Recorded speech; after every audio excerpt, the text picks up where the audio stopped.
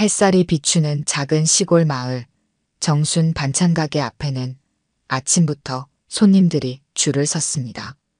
박정순은 76의 나이에도 여전히 새벽 5시부터 일어나 반찬을 준비했습니다. 정순의 반찬은 마을에서 맛의 보증수표였어요. 특히 매콤한 깻잎 장아찌는 인근 도시에서도 소문이 나 종종 멀리서 찾아오는 손님도 있었죠. 김치는 조금 덜 맵게 해주세요, 어머니. 정수는 익숙한 솜씨로 김치를 담았습니다. 걱정 말아요. 이번엔 고춧가루 반만 넣었으니 아이들도 잘 먹을 거예요. 삶은 고단했지만 평화로웠습니다. 30년 전 남편을 잃고 홀로 아들 민철을 키워온 정순에게 이제 남은 가족은 아들과 20살 손자 태영뿐이었어요. 반찬가게는 정순이 가족을 지키기 위해 선택한 생존 방식이었습니다. 할머니, 오늘은 일찍 끝내요. 내일 시험인데 도와드릴게요. 대학생인 손자 태영이 가게로 들어왔습니다. 태영은 할머니의 유일한 자랑이자 희망이었죠. 정수는 손자의 머리를 쓰다듬었습니다. 그래, 우리 손자 공부해야지. 할머니는 괜찮아요. 저녁 무렵 반찬가게 문이 열렸습니다. 도시적인 세련미가 느껴지는 중년 여성이 들어왔습니다. 낯선 얼굴에 정수는 고개를 갸웃했어요. 어서 오세요. 무슨 반찬을 찾으시나요? 여성은 잠시 망설이더니 조심스럽게 정순에게 다가왔습니다. 반찬을 사러 온 것이 아닙니다. 정수는 의아한 표정으로 여성을 바라봤어요. 여성은 깊은 한숨을 내쉬었습니다. 저는 윤세연이라고 합니다. 어머니, 저예요. 아버지가 남기신 따님이에요. 정순의 얼굴이 굳었습니다. 무슨 말도 안 되는 소리를 하는 건지 이해할 수 없었어요. 무슨 말씀이세요? 우리 영감은 30년 전에 돌아가셨는데요. 세연은 가방에서 낡은 사진 한 장을 꺼냈습니다. 젊은 시절 정순의 남편과 어린 소녀가 함께 찍힌 사진이었어요. 어머니가 아시는 것보다 더 많은 일이 있었어요. 제 어머니는 5년 전에 돌아가셨습니다. 임종 직전에 아버지의 이야기를 해주셨죠. 그리고 이 사진을 주셨어요. 정수는 사진을 받아들었습니다. 분명 남편이 맞았어요. 정수는 의자에 털썩 주저앉았습니다. 남편의 외도는 알고 있었지만 딸이 있었다는 사실은 전혀 모르고 있었죠. 왜 지금에서야? 세연은 정순의 손을 조심스럽게 잡았습니다. 용기가 나지 않았어요. 하지만 이제는 어머니께 진실을 알려드리고 싶었습니다. 그리고 세연은 잠시 망설이다 말을 이었습니다. 이젠 어머니가 혼자 외롭지 않게 해드리고 싶어요. 정수는 복잡한 감정에 휩싸였습니다. 분노, 배신감, 그리고 이상하게도 작은 위안까지. 세연의 눈에서는 진심이 느껴졌어요. 며칠 후 세연은 다시 정순의 가게를 찾았습니다. 이번에는 작은 선물을 들고 왔죠. 정순의 아들 민철은 처음에는 의아해했지만 사실을 알고 나서는 의외로 담담하게 받아들였습니다. 그래도 아버지 피인데요, 어머니. 세상 일은 어떻게 될지 모르는 거죠. 민철의 너그러운 반응에 정순도 조금씩 마음의 문을 열기 시작했습니다. 세연은 자주 가게에 들러 정순을 도왔어요. 세련된 말투와 교양 있는 행동은 정순에게 묘한 매력으로 다가왔습니다. 어머니, 이제 가족이 한 명 더 생긴 셈이네요. 앞으로 더 자주 찾아뵐게요. 세연의 미소는 따뜻했지만 그 눈빛 깊은 곳에는 알 수 없는 어둠이 감춰져 있었습니다. 정수는 그 어둠을 미처 알아채지 못했어요. 세연이 정순의 삶에 들어온 지 보름 만에 비극이 찾아왔습니다. 그날은 비가 내리는 저녁이었어요. 정수는 가게 문을 닫으려던 참이었습니다. 마을 파출소장이 우산도 없이 급하게 뛰어들어왔죠. 정순 어머니, 큰일 났습니다. 정순의 심장이 멎는 것 같았습니다. 파출소장의 목소리는 떨리고 있었어요. 민철이가 사고를 당했습니다. 지금 병원으로 가야 합니다. 비 오는 고속도로에서 민철의 차가 가드레일을 들이받은 것이었습니다. 병원에 도착했을 때 의사는 고개를 저었어요. 이미 손 쓸 수 없었죠. 브레이크 결함으로 인한 사고라고 했습니다. 어머니, 제가 있어요. 세연이 정순의 손을 잡았습니다. 정순은 아무것도 느껴지지 않았어요. 그저 아들의 차가운 얼굴만 보였습니다. 갑작스러운 상실감에 정순은 말을 잃었죠. 장례를 치르는 내내 정순은 혼란스러웠습니다. 어떻게 건강하던 아들이 갑자기 어머니, 제가 장례를 도울게요. 아버지의 아들이니 저도 가족이잖아요. 세연은 놀라울 정도로 침착했습니다.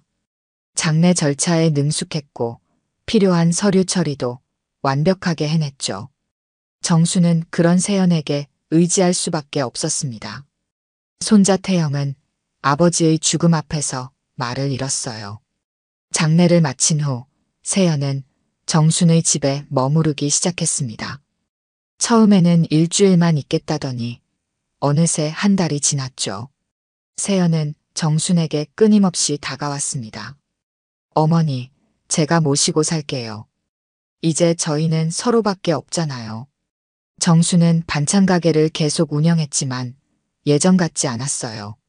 손이 떨리고 정신을 차리기 어려웠습니다.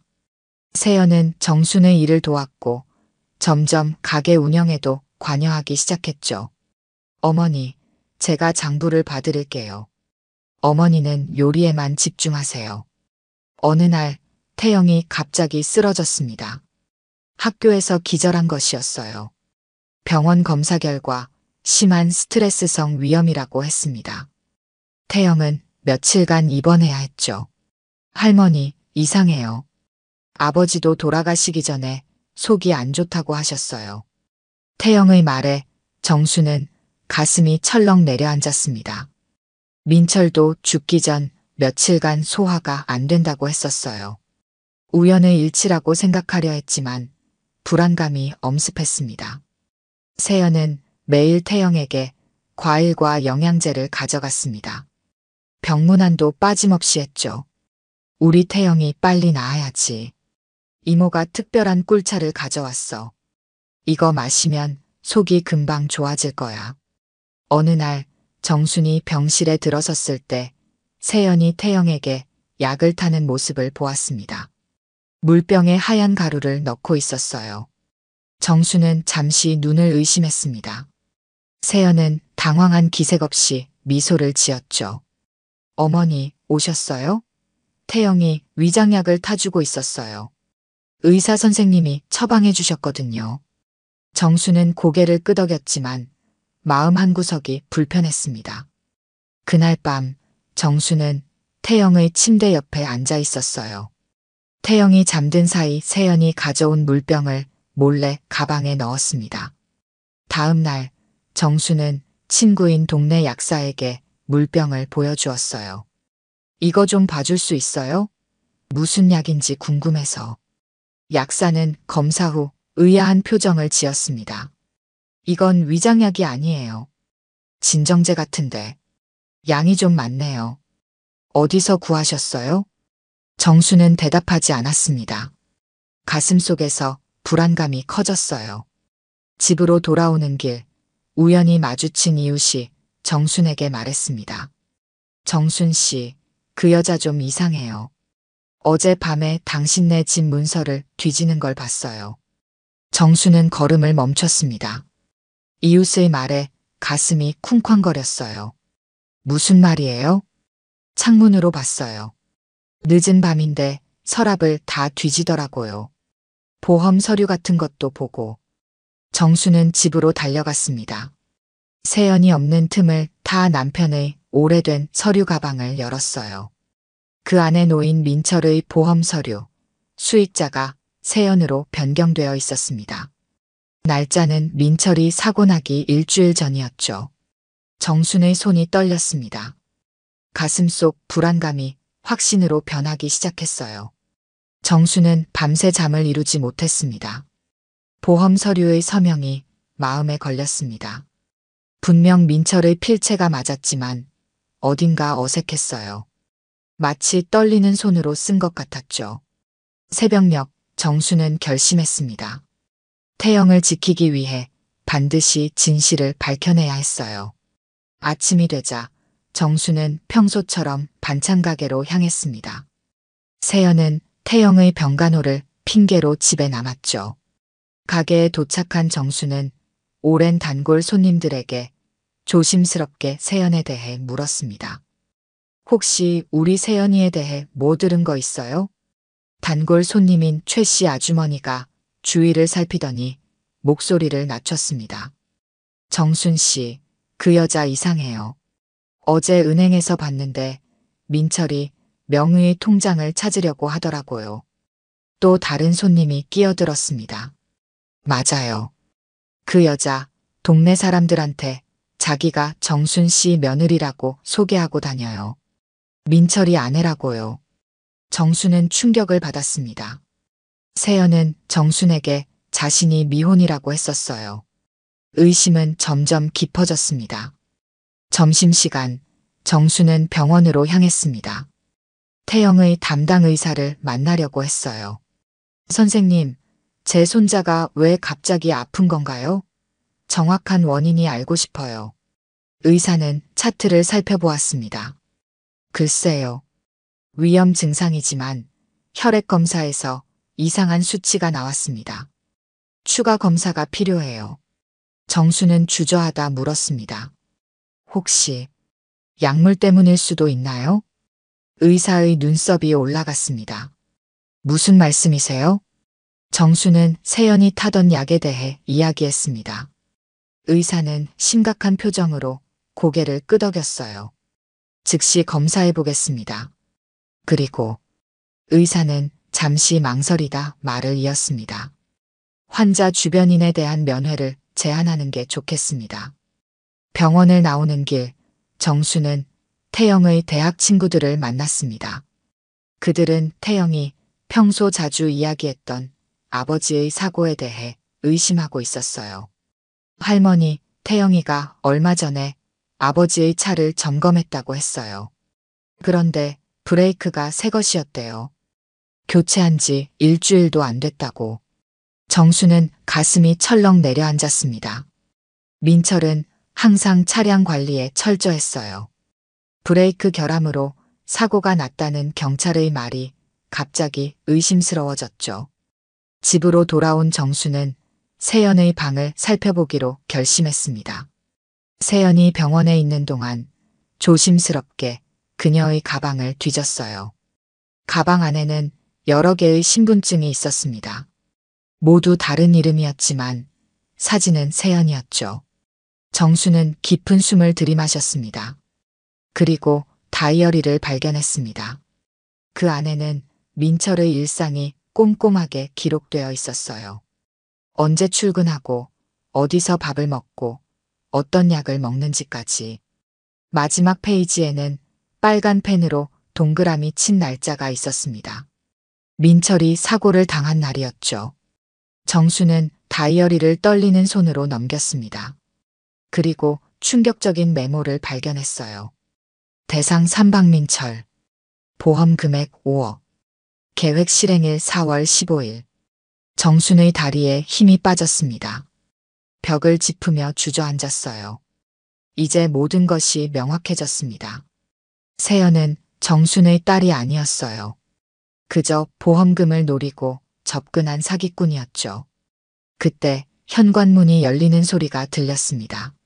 세연이 돌아온 것이었어요. 정수는 급하게 다이어리를 원래 자리에 놓고 방에서 나왔습니다. 어머니, 집에 계셨어요? 태영이가 많이 좋아졌어요. 내일 퇴원할 수 있대요. 세연의 미소는 여전히 따뜻했습니다. 하지만 정순의 눈에는 이제 그 미소가 차갑게 보였어요. 그래, 다행이구나. 정수는 평소와 다름없이 행동하려 노력했습니다. 세연의 눈을 똑바로 보지 못했죠. 세연은 정순의 어깨를 감싸 안았습니다. 어머니, 괜찮으세요? 얼굴이 안 좋아 보여요. 정순은 억지로 미소를 지었습니다. 괜찮아요. 그저 피곤해서 그래요. 저녁 식사 후 정순은 마당에 나가 하늘을 바라봤습니다. 별이 반짝이고 있었어요. 정순은 남편과 아들을 생각했습니다. 그리고 아직 살아있는 손자 태영을 떠올렸죠. 정순의 눈에서 결연한 빛이 번쩍였습니다. 세연, 절대로 내 손자는 안 건드리게 할 거야. 정순은 오래된 전화번호부를 꺼냈습니다. 그리고 30년 전 마지막으로 연락했던 그 사람의 번호를 찾기 시작했어요. 조용재, 전직 경찰이자 정순의 첫사랑이었죠. 새벽 5시 정순은 버스터미널로 향했습니다. 처음으로 가게 문을 열지 않는 날이었어요. 마음은 무거웠지만 손자를 지키기 위해서는 반드시 도움이 필요했습니다. 버스는 2시간 후 서울에 도착했어요. 정수는 떨리는 손으로 옛 전화번호로 전화를 걸었습니다. 여보세요? 조용재 씨 맞나요? 잠시 침묵 후 깊은 목소리가 들렸습니다. 네, 맞습니다만. 누구시죠? 정순이에요. 박정순. 전화기 너머로 놀란 숨소리가 들렸습니다. 정순 씨? 30년이 넘었는데. 정순은 목이 메었습니다. 도움이 필요해요. 제발. 1시간 후 정순은 서울 변두리의 한 카페에서 조용재를 만났습니다. 65살의 조용재는 머리가 희끗희끗했지만 여전히 든든한 체격이었어요. 경찰 출신의 날카로운 눈빛은 그대로였죠. 정순 씨, 무슨 일이에요? 갑자기 연락이 와서 놀랐어요. 정순은 떨리는 목소리로 모든 것을 이야기했습니다. 세연의 등장부터 민철의 죽음, 그리고 발견한 다이어리까지. 조용재는 깊은 생각에 잠겼어요. 이것은 보험 사기일 가능성이 높습니다. 전직 경찰 직감으로도 심상치 않네요. 조용재는 노트북을 열고 무언가를 검색하기 시작했습니다. 윤세연. 이름이 윤세연이라고 했죠? 정수는 고개를 끄덕였습니다. 조용재는 계속해서 키보드를 두드렸어요. 여기 비슷한 사례가 있어요. 3년 전 김세연이라는 여성이 결혼 2달 만에 남편이 교통사고로 사망한 사건이 있었습니다. 보험금 3억을 받았죠. 정수는 숨을 들이켰습니다. 조용재는 계속해서 자료를 보여주었어요. 그리고 1년 반 전 이세연이라는 여성의 연인이 등산 중 추락사했습니다. 이것도 보험금 사건이었죠. 조용재는 심각한 표정으로 정순을 바라봤습니다. 모두 동일 인물일 가능성이 높아요. 사진을 보여주실 수 있을까요? 정순은 휴대폰에 저장된 세연의 사진을 보여주었습니다. 조용재의 눈이 커졌어요. 맞습니다. 동일 인물이에요. 이 여자는 보험금을 노리고 접근해 살인을 저지르는 연쇄 범죄자일 가능성이 높습니다. 정순은 탁자를 움켜쥐었습니다. 조용재가 정순의 손을 잡았어요. 진정하세요. 아직 손자분이 위험한 상황이니 우리는 증거를 모아야 합니다. 조용재는 전직 경찰 동료들에게 연락했습니다. 세연의 과거를 더 자세히 조사하기 시작했죠. 몇 시간 후 더 충격적인 사실이 드러났습니다. 정순 씨, 윤세연이라는 이름의 여성은 존재하지 않아요. 출생 기록이 조작되었습니다. 그리고 조용재는 잠시 망설이다 말을 이었습니다. 남편도 사고사, 연인도 사고사, 모두 그녀가 보험 수익자였어요. 정순은 얼굴을 손으로 감쌌습니다. 조용재가 정순의 어깨를 토닥였어요. 이 여자는 프로페셔널입니다.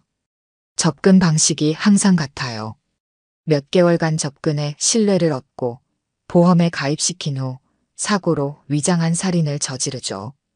정수는 손자 태영을 생각하며 가슴이 조여들었습니다. 어떻게 해야 하죠? 경찰에 신고해야 할까요? 조용재는 고개를 저었습니다. 아직은 안 됩니다. 직접적인 증거가 부족해요. 그녀는 너무 교묘하게 범행을 저지릅니다. 우리는 현행범으로 잡아야 해요. 정순과 조용재는 계획을 세우기 시작했습니다. 조용재는 전직 경찰의 경험을 살려 꼼꼼하게 전략을 짰어요.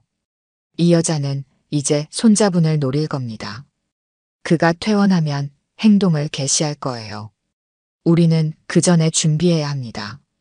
정수는 결심했습니다. 태영이 안전해질 때까지 절대 포기하지 않겠다고요. 조용재는 정순의 집으로 돌아가 몰래카메라를 설치하는 계획을 제안했습니다. 증거를 확보해야 합니다. 그녀가 약물을 타는 모습이나 범행을 계획하는 증거가 필요해요. 조용재는 노트북을 닫고 정순을 바라봤습니다. 정순 씨, 괜찮을까요? 위험한 일입니다. 제가 경찰에 신고할 수도 있어요. 정순은 고개를 저었습니다. 안 돼요. 세연이 의심하면 더 위험해질 수 있어요. 제가 할 일입니다. 제 아들을 죽인 자를 반드시 잡아야 해요.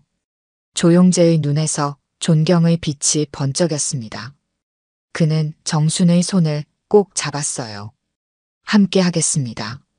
끝까지요. 두 사람은 서울을 떠나 시골로 향했습니다. 버스 안에서 정수는 오랜만에 마음의 안정을 찾았어요. 혼자가 아니라는 사실만으로도 큰 위안이 되었습니다. 조용재는 조용히 정순의 어깨에 손을 얹었어요. 정순 씨, 용기를 내세요. 우리가 반드시 진실을 밝혀낼 겁니다. 정순은 고개를 끄덕였습니다. 이제 슬픔과 두려움만 있던 자리에 결연한 의지가 자리 잡았어요. 창밖으로 흐르는 풍경을 바라보며 정수는 다짐했습니다. 민철아, 엄마가 꼭 내 원수를 갚아줄게. 정순과 조용재는 늦은 밤 마을에 도착했습니다. 조용재는 근처 여관에 묵기로 했어요. 정수는 마치 아무 일도 없었던 것처럼 집으로 돌아갔습니다. 세연은 거실에서 텔레비전을 보고 있었죠. 어머니, 어디 다녀오셨어요? 걱정했잖아요. 세연의 목소리는 다정했지만 정수는 이제 그 위선을 간파할 수 있었습니다. 정수는 아무렇지 않은 척 대답했어요. 친구 집에 갔다 왔어요. 내일 태영이 퇴원한다고 해서 반찬도 좀 부탁했죠. 세연은 고개를 끄덕였습니다. 정수는 평소처럼 행동하려 노력했어요. 하지만 아들을 죽인 살인자와 한 공간에 있다는 생각에 온몸이 떨렸습니다. 다음 날 아침, 정수는 일찍 일어나 반찬 가게로 향했습니다. 가게에서 조용재를 만났어요. 조용재는 작은 가방을 들고 있었습니다. 정순 씨, 이것들이 필요할 겁니다. 가방 안에는 소형 녹음기와 몰래카메라, 그리고 작은 장치들이 있었습니다. 조용재는 하나하나 사용법을 알려주었어요. 이건 옷에 달 수 있는 녹음기입니다. 이 버튼을 누르면 작동해요. 그리고 이 작은 카메라는 책장이나 화분에 숨길 수 있죠. 정수는 조심스럽게 장비들을 살폈습니다. 조용재는 진지한 표정으로 말을 이었어요. 중요한 건 증거입니다. 세연이 약물을 타는 장면이나 범행에 대해 말하는 모습을 담아야 해요. 그녀가 의심하지 않도록 자연스럽게 행동하세요. 정수는 고개를 끄덕였습니다. 오전에는 가게를 열었다가 점심시간에 서둘러 집으로 돌아왔어요. 세연은 병원에 있었습니다. 태영이 퇴원하는 날이었죠. 정수는 빠르게 움직였습니다. 부엌에 작은 카메라를 설치했습니다. 세연이 차나 음식을 준비하는 모습을 볼 수 있는 각도였어요. 거실 책장에도 카메라를 숨겼습니다. 그리고 자신의 옷 안쪽에 녹음기를 달았죠. 저녁이 되어 태영이 퇴원했습니다. 세연은 태영을 부축하며 집으로 들어왔어요. 태영아, 이제 집이야. 할머니가 맛있는 저녁 준비했을 거야. 정수는 태영을 꼭 안았습니다. 눈물이 날 것 같았지만 참았어요. 태영은 여전히 창백했습니다. 정수는 이제 아들을 잃었고 손자마저 위험에 처했다는 생각에 가슴이 아팠죠. 할머니 괜찮아요. 이제 많이 좋아졌어요. 저녁 식사 시간, 세연은 직접 태영의 약을 챙겼습니다. 정수는 그 모습을 지켜봤어요. 세연이 주방에서 물을 따를 때 몰래 하얀 가루를 넣는 모습이 카메라에 포착되었습니다. 태영아, 이 약 먹어야지. 의사 선생님이 꼭 먹으라고 했어. 정수는 재빨리 행동했습니다. 내가 마실게. 목이 좀 마르네. 정수는 태영 앞의 물잔을 가져와 자신이 마시려는 척했습니다. 세연의 눈이 커졌어요. 어머니, 그건 태영이 약이에요. 세연이 급하게 물잔을 가로챘습니다. 정수는 그 순간을 놓치지 않았어요. 왜 그래? 물 아니었어? 세연은 당황한 기색을 감추려 했습니다. 아, 이건 특별한 약이 섞인 물이라서요. 태영이만 마셔야 해요. 정수는 고개를 끄덕였지만 세연의 행동이 모두 녹음되고 있다는 사실에 안도했습니다. 저녁 식사 후 태영이 먼저 방으로 들어갔어요. 정수는 세연과 단둘이 남았습니다. 세연아, 사실 할 말이 있어요. 세연은 호기심 어린 표정으로 정순을 바라봤습니다. 뭔데요, 어머니? 정수는 떨리는 목소리로 말했습니다. 민철이 보험금. 수익자를 바꾸고 싶어요. 세연의 눈이 빛났다가 이내 감춰졌습니다. 왜요? 제가 가족인데. 정수는 한숨을 내쉬었습니다. 아니, 태영이 앞으로 해두는 게 좋을 것 같아서. 혹시 나도 무슨 일 있으면. 세연은 급하게 정순의 손을 잡았습니다. 어머니, 무슨 말씀이세요? 어머니는 오래오래 사셔야죠. 정수는 세연의 눈을 똑바로 보았습니다. 보험 수익자 변경할게요. 나도 이제 나이가 많잖아. 세연의 표정이 굳었다가 이내 미소를 지었습니다. 어머니 마음대로 하세요. 하지만 어머니, 건강이 안 좋으신가요? 정수는 기침을 했습니다. 요즘 좀 피곤해요. 가슴도 아프고. 세연의 눈빛이 변했습니다. 정수는 그 눈빛을 놓치지 않았어요. 사냥감을 발견한 맹수의 눈빛이었죠. 다음 날 아침, 정수는 조용재에게 녹화된 영상과 녹음을 전달했습니다. 조용재는 자료를 검토한 후 고개를 끄덕였어요. 좋은 증거입니다. 하지만 아직 결정적인 건 없어요. 더 필요합니다. 그날 저녁 세연은 정순에게 특별한 차를 만들어 왔습니다. 어머니, 제가 특별한 차를 만들었어요. 가슴 아픈데 좋대요. 정수는 차를 받았습니다. 조용재의 조언대로 마시는 척하며 화분에 버렸어요. 밤이 되자 정수는 일부러 아픈 척했습니다. 신음소리를 내며 침대에 누웠죠. 세연이 정순의 방으로 들어왔습니다. 어머니, 괜찮으세요? 정수는 힘없는 목소리로 대답했습니다. 가슴이 너무 아파요. 숨쉬기가 힘들어. 세연은 정순의 이마를 짚어보았습니다. 열도 있네요. 제가 약을 가져올게요. 세연이 나가자마자 정수는 몰래 휴대폰을 꺼내 조용재에게 메시지를 보냈습니다. 지금 행동을 개시했어요. 준비하세요. 세연은 잠시 후 물잔을 들고 돌아왔습니다. 물속에는 하얀 가루가 희미하게 보였어요. 정수는 몸이 아픈 척 신음했습니다. 세연은 정순의 머리를 부드럽게 받쳐 물을 먹이려 했죠. 어머니, 이거 드시면 좀 나아질 거예요. 제 특별 처방이에요. 정수는 떨리는 손으로 물잔을 받았습니다. 조용재가 알려준 대로 시간을 끌어야 했어요. 정수는 천천히 물잔을 입에 가져갔습니다. 물이 입술에 닿기 직전 정수는 일부러 기침을 했죠. 물이 이불에 쏟아졌습니다. 미안해요, 세연아. 다시 가져다 줄래? 세연의 눈이 초조하게 흔들렸습니다. 시계를 힐끗 보더니 다시 미소를 지었어요. 괜찮아요, 어머니. 제가 다시 타올게요. 세연이 방을 나가는 순간 정수는 재빨리 휴대폰을 확인했습니다. 조용재에게서 메시지가 와 있었어요. 준비 완료. 신호 주면 들어갑니다. 정수는 간단히 지금이라고 답장을 보냈습니다. 세연이 다시 물잔을 들고 돌아왔어요. 이번에는 이전보다 더 많은 가루가 타 있는 듯 했습니다. 어머니, 이제 천천히 드세요. 기침하지 마시고요. 세연의 눈빛에 초조함이 스쳤습니다. 정수는 물잔을 받아들었어요. 이번에는 정말로 마실 수밖에 없을 것 같았습니다. 정수는 눈을 감고 마음의 준비를 했어요. 그때 현관문이 요란한 소리와 함께 열렸습니다. 경찰이다. 움직이지 마. 세연의 얼굴이 창백해졌습니다. 물잔을 떨어뜨리며 뒤로 물러섰어요. 방문이 열리고 조용재와 경찰들이 들어왔습니다. 경찰 셋이 세연을 향해 총을 겨누었죠. 윤세연, 아니 이름이 뭐든 간에 움직이지 마. 당신을 살인미수 혐의로 체포합니다.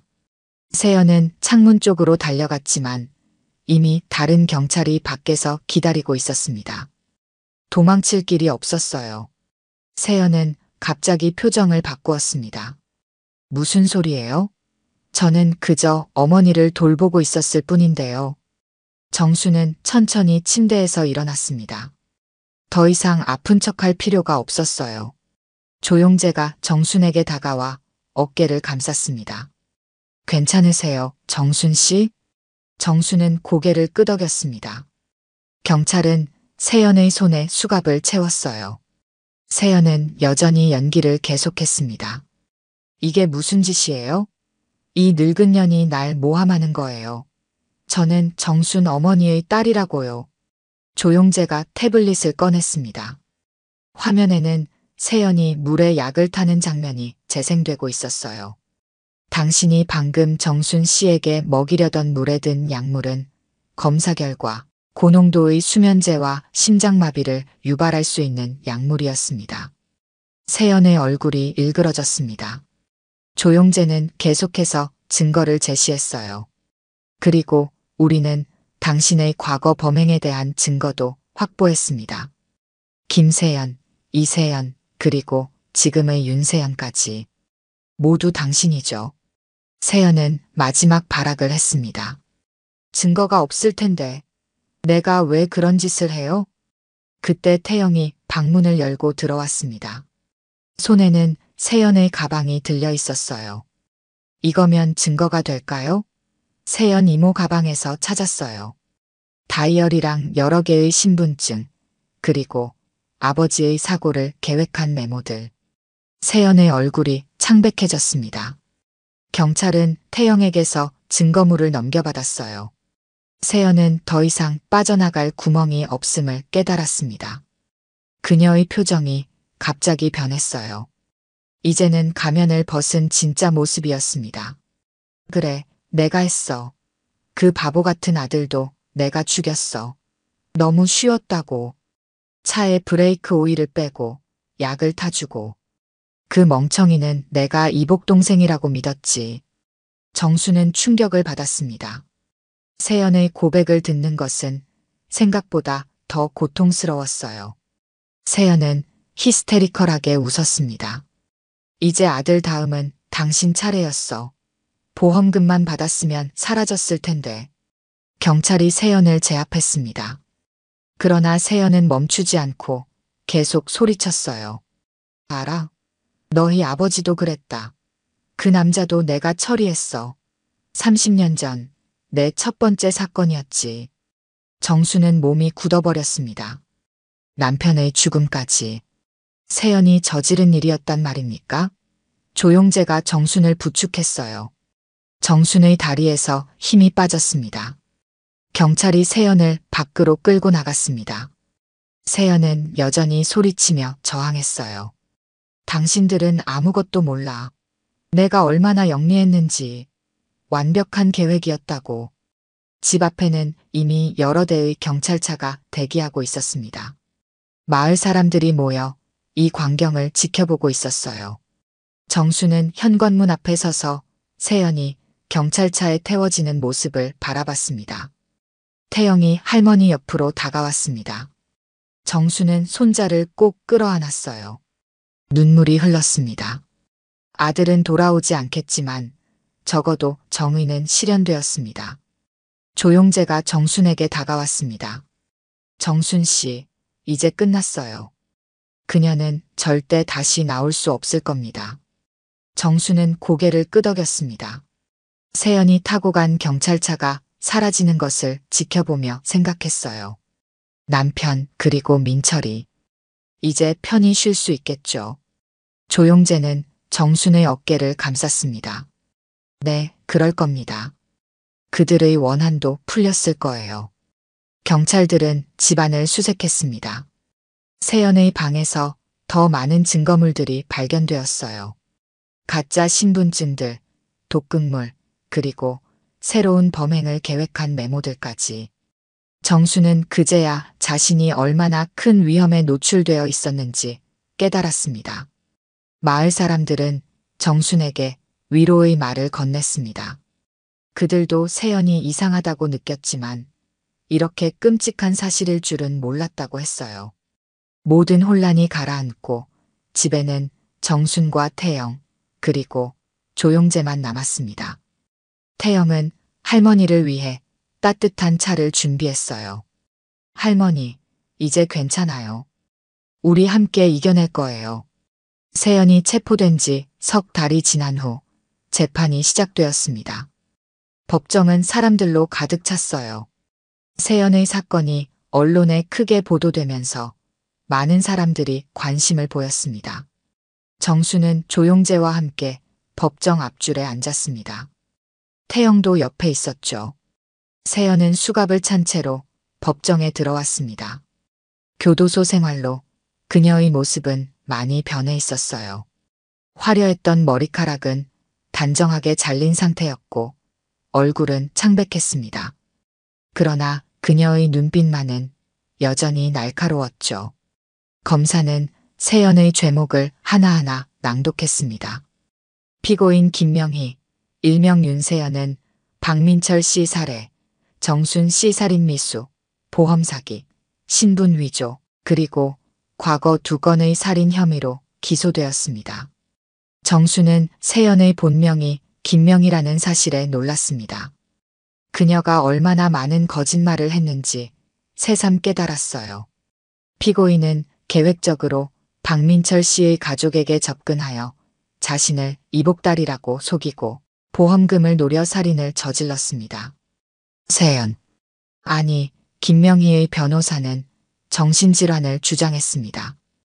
어린 시절 학대로 인한 인격장애라고 했어요.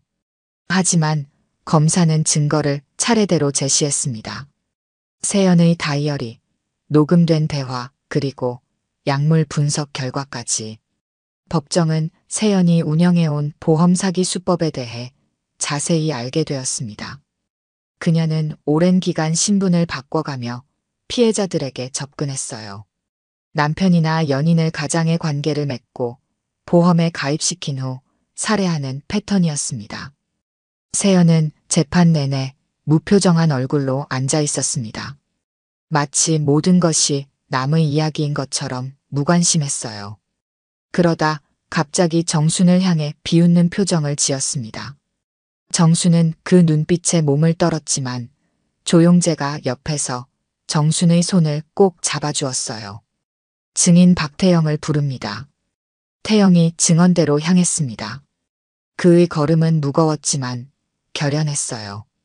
태영은 선서를 한 후 검사의 질문에 답하기 시작했습니다. 아버지가 돌아가시기 전 세연. 아니, 명희가 어떻게 행동했는지 말해주시겠습니까? 태영은 깊은 숨을 들이마셨습니다. 처음에는 친절했습니다. 이모라고 불러달라며 선물도 많이 주었죠. 하지만 아버지가 돌아가신 후부터 변했어요. 제게 자주 약을 권했고 할머니와 저를 분리시키려고 했습니다. 태영은 자신이 병원에 입원했을 때의 일을 자세히 증언했습니다. 세연이 약을 타는 것을 눈치채고 마시지 않고 버렸던 일들이요.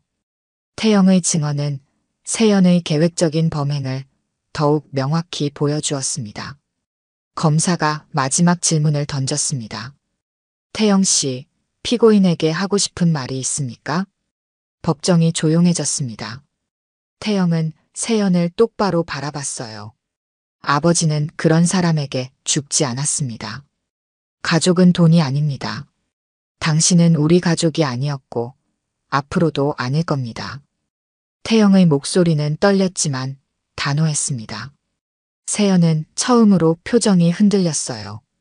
태영은 증언을 마치고 자리로 돌아왔습니다. 정수는 손자의 손을 꼭 잡았어요. 이어서 법의학 전문가들이 민철의 사망 원인에 대해 증언했습니다. 브레이크 오일이 의도적으로 빼진 흔적, 민철의 혈액에서 발견된 약물 성분까지 모든 증거는 세연의 유죄를 가리키고 있었어요. 재판은 일주일간 계속되었습니다. 그동안 세연의 과거 범행에 대한 더 많은 증거가 발견되었어요. 사망한 것으로 알려진 그녀의 첫 번째 남편의 유가족이 나타나 증언하기도 했습니다. 마지막 날 판사는 판결을 내렸습니다. 피고인 김명희는 모든 혐의에 대해 유죄가 인정됩니다. 법정은 피고인에게 무기징역을 선고합니다. 법정에는 안도의 한숨이 퍼졌습니다. 정수는 눈을 감았어요. 마침내 아들의 원한이 풀린 것 같았습니다. 세연은 표정 변화 없이 일어나 교도관들에게 끌려나갔습니다.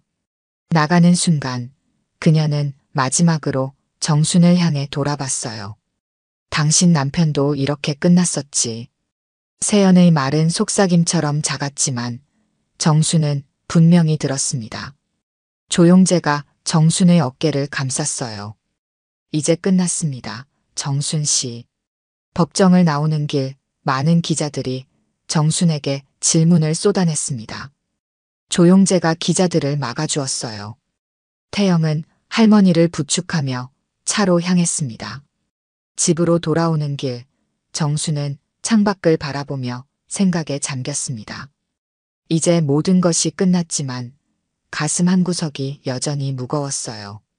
남편의 죽음까지 세연의 범행이었다는 사실이 그녀를 괴롭혔습니다. 조용재는 정순의 마음을 읽은 듯 말했습니다. 정순 씨, 남편분의 사망 당시 기록을 찾아봤습니다. 세연. 아니, 명희의 말은 거짓일 가능성이 높아요. 그녀는 당시 16살에 불과했습니다. 단순히 당신을 괴롭히려고 한 말일 겁니다. 정수는 고개를 끄덕였습니다. 조용재의 말이 맞을 것 같았어요. 세연은 끝까지 독을 품고 있었습니다. 집에 도착하자 이웃들이 모여 정순을 반겼습니다. 그들은 모두 재판 결과를 듣고 축하해 주러 온 것이었어요. 정수는 오랜만에 미소를 지었습니다.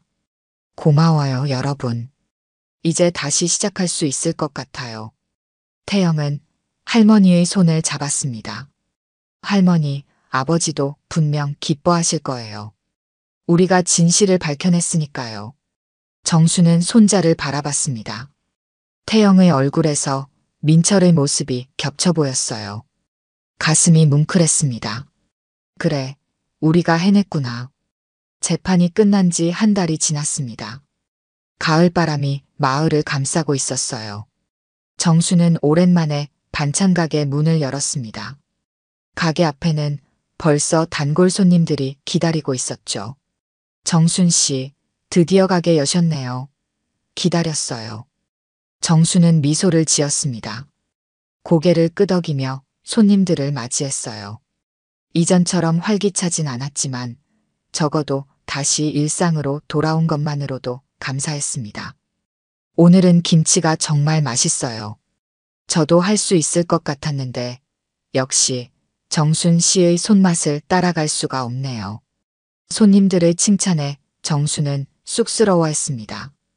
가게 안은 금세 시끌벅적해졌어요.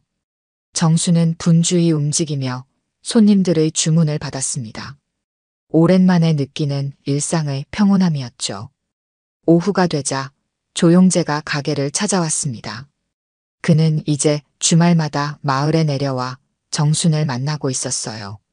조용재는 정순에게 작은 화분을 건넸습니다. 정순 씨, 이거 서울에서 가져왔어요. 집 앞 텃밭에 심으면 좋을 것 같아서요. 정순은 화분을 받아들었습니다. 작은 미나리 모종이었어요. 정순의 눈가에 미소가 번졌습니다. 고마워요. 우리 텃밭에 딱 맞겠네요. 조용재는 정순의 가게를 둘러봤습니다. 벽에 걸린 민철의 사진 옆에 태영의 대학 졸업 사진이 추가되어 있었어요.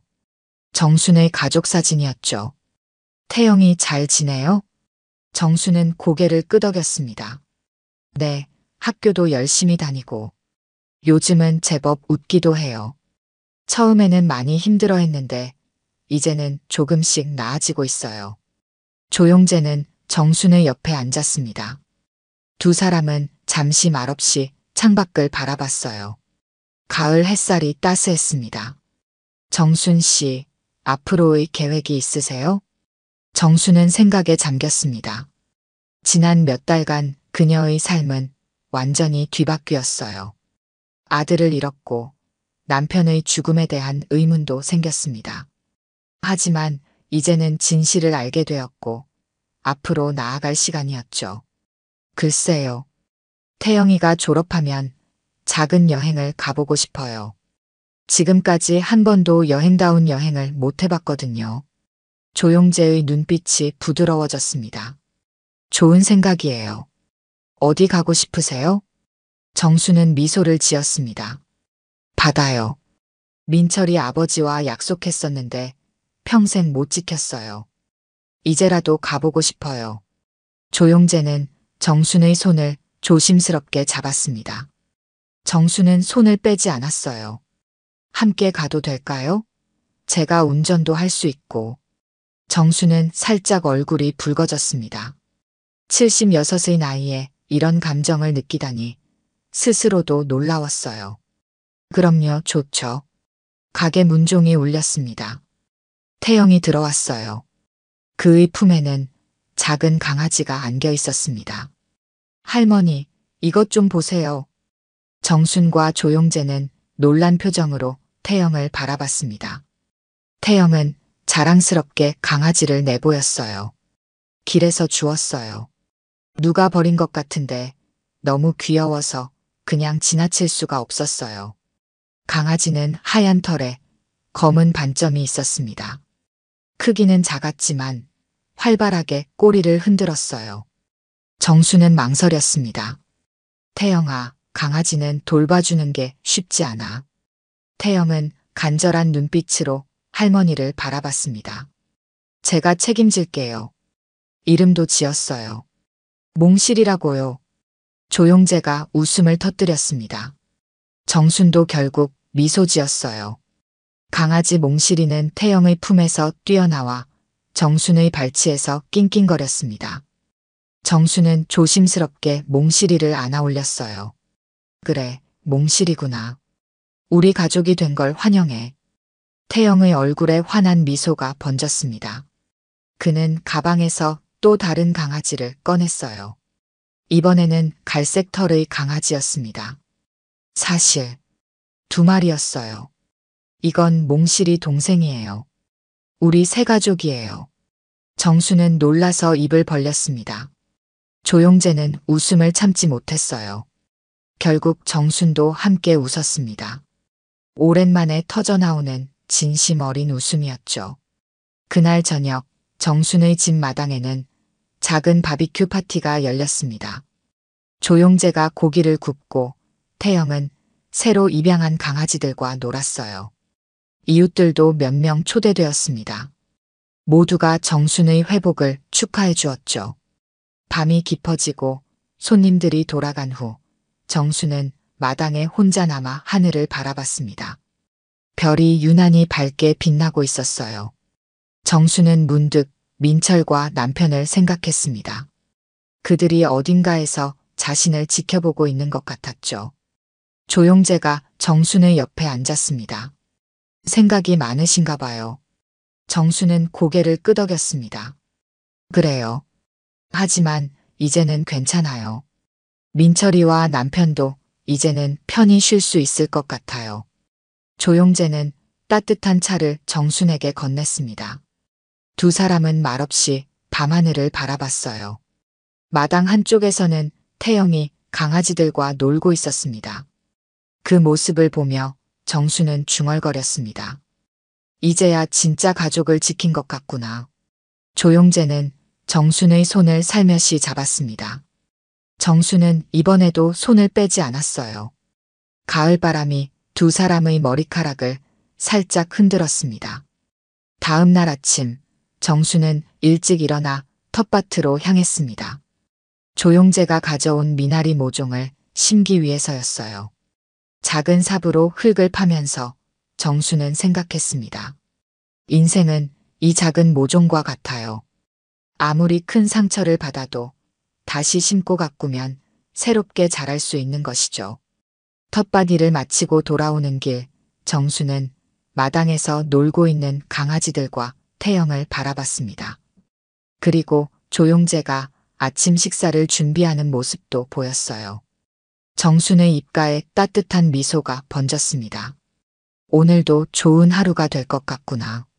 오늘 들려드린 이야기가 여러분의 마음에 작은 울림이 되었기를 바랍니다. 이야기가 좋으셨다면 좋아요와 구독 부탁드려요. 다음 사연을 들려드리는데 큰 힘이 된답니다. 그리고 여러분의 이야기도 댓글로 들려주세요. 다음 이야기 때 또 뵙겠습니다.